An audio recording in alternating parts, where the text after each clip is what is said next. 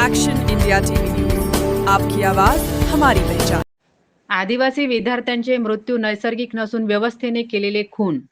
वसंतराव पुरके यांचा आरोप. जपतलाई आश्रमशाळेतील दुर्घटनेप्रकरणी प्रशासनाला धरले धारेवर. संपूर्ण जगात जागतिक आदिवासी दिन साजरा केला जात असतानाच गडचिरोली जिल्ह्यातील धानोरा तालुक्यातील जपतलाई येथील अनुदानित आदिवासी आश्रमशाळेत मण्यारसाप चावल्याने 3 निष्पाप आदिवासी विद्यार्थिनींचा दुर्दैवी मृत्यू झाला. ही घटना नैसर्गिक अपघात नसून व्यवस्थेने केलेले खून आहेत, असा गंभीर आरोप राज्याचे माजी शिक्षण मंत्री तथा काँग्रेस आदिवासी सेलचे प्रदेशाध्यक्ष वसंतराव पुरके यांनी केला. यवतमाळ येथे आयोजित पत्रकार परिषदेत पुरके यांनी आश्रमशाळांमधील विद्यार्थ्यांच्या सुरक्षिततेचा प्रश्न उपस्थित करत प्रशासनावर जोरदार टीका केली. जपतलाई आश्रमशाळेतील दीपिका लकडा, सुष्मिता मंडल आणि अनु कोरेटी या 3 विद्यार्थिनींचा सर्पदंशामुळे मृत्यू झाल्याचे त्यांनी सांगितले. आश्रमशाळेतील विद्यार्थिनींना सुरक्षित झोपण्याची व्यवस्था उपलब्ध करून देण्यात आली असती आणि त्या फरशीवर झोपण्याऐवजी पलंगावर झोपल्या असत्या तर ही दुर्दैवी घटना टाळता आली असती. आदिवासी विद्यार्थ्यांना आजही प्राथमिक आणि मूलभूत सुविधा उपलब्ध करून दिल्या जात नाही. आश्रमशाळेत साध्या लोखंडी डबल डेकर बेड किंवा सिंगल खाटीची व्यवस्था करण्यासाठी तुलनेने अत्यल्प खर्च अपेक्षित असताना तोही केला जात नाही. 25 वर्षापासून सुरू असलेल्या आश्रमशाळेत विद्यार्थ्यांच्या मूलभूत सुविधांकडे दुर्लक्ष होत असल्याचेही त्यांनी सांगितले. खासगी अनुदानित आश्रमशाळांना विद्यार्थी संख्येनुसार आहार, निवास व इतर सुविधांसाठी शासनाकडून अनुदान दिले जाते. मात्र या निधीचा प्रत्यक्ष वापर विद्यार्थ्यांच्या सुविधांसाठी कितपत होतो याची चौकशी होणे गरजेचे असल्याने त्यांनी सांगितले. महाराष्ट्र शासनाच्या आदिवासी उपाययोजना अंतर्गत वार्षिक अर्थसंकल्प तब्बल 15,000 कोटी रुपयांपेक्षा अधिक आहे. असे असताना विद्यार्थ्यांना साध्या प्राथमिक सुविधा मिळत नसेल तर हा पैसा नेमका कुणाच्या घशात जातो याची चौकशी करण्याची मागणी पुरके यांनी केली आहे. नुकत्याच घोषित करण्यात आलेल्या 30,000 शिक्षकांच्या भरतीमध्ये आदिवासी समाजाला कुठलेच आरक्षण दिलेले नाही.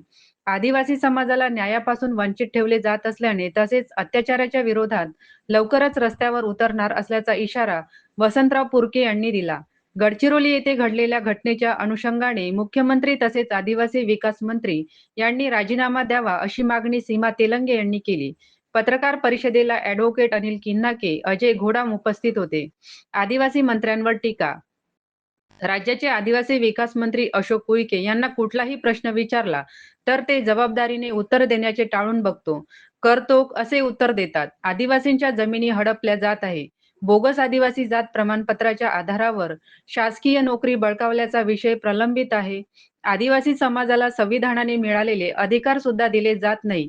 अशा गंभीर परिस्थितीत सुद्धा मंत्री असताना काहीच न बोलणारा मुख्यमंत्री खरा आदिवासी असू शकत नाही. RSSच्या सूचनेवरून भाजपाच्या नेत्यांनी आदिवासी दिन सुद्धा साजरा केला नाही. या विषयावर सुद्धा आदिवासी विकास मंत्री अशोक उईके यांच्यासह भाजपाचा पुरके यांनी निषेध केला. मुख्य संपादक विनोद माहुरेसह उपसंपादक रमेश आसुटकर. राजा हा तत्वयुक्त असला पाहिजे, राजा हा हितचिंतक असला पाहिजे आणि म्हणून ह्या सगळ्या लोकांना राजकीय क्षेत्रात प्रवेश केल्याच्या नंतर भवतु सब्ब मंगलम तेव्हा सगळ्यांचं सौख्य हे खऱ्याने अबाधित राहिलं पाहिजे. माझा जो जगण्याचा अधिकार आहे, माझा जो लिहिण्याचा अधिकार आहे, माझा बोलण्याचा जो अधिकार आहे, या सगळ्या प्रकारच्या मानवी जीवनाला सुखावह ठरेल अशा प्रकारचे हे अधिकार आम्हाला घटनेने प्रदान केल्याच्या नंतरही आदिवासींचं अस्तित्व, आदिवासींची अस्मिता, आदिवासींचा स्वाभिमान, आदिवासी जंगल, जल, जमीन आणि त्याची स्वतःची जिंदगी ही सुरक्षित राहिली पाहिजे ही सगळ्या लोकांची अपेक्षा. अशा स्थितीमध्ये मागील 2 वर्षापासून जागतिक स्तरावर जो दिवस साजरा नुसतंच नाशिकमधील कळवण तालुक्यामध्ये 18 वर्षाच्या मुलीने एका आश्रमशाळेमध्ये बाळाला जन्म दिला. आता असे असंख्य प्रकार महाराष्ट्राच्या आदिवासी विभागामध्ये घडलेले आहेत.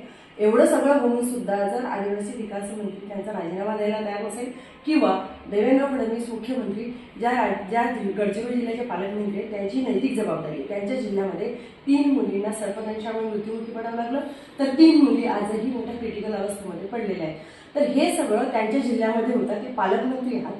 पालकमंत्री असताना त्यांनी यापूर्वी ही घटना घडण्याच्या आधी कुठल्या आदिवासी शाळांमध्ये भेटी दिल्या तर त्यांनी फक्त ज्या ज्या भागामध्ये आदिवासीचं जमिनीमध्ये मॅंगनीज ओव्हरीज आहे किंवा खनिज आहे त्या जमिनीवर लक्ष ठेवलं, त्या जमिनी अधिग्रहित करण्याचं काम केलं. तिथल्या जंगल जमीनवर यांचा डोळा होता.